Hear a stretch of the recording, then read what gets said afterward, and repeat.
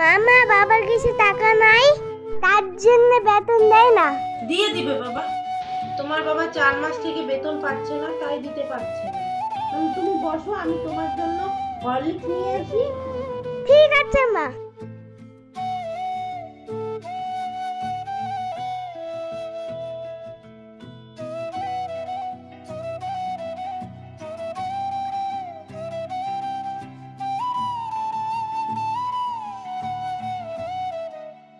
সুমন কোথায়?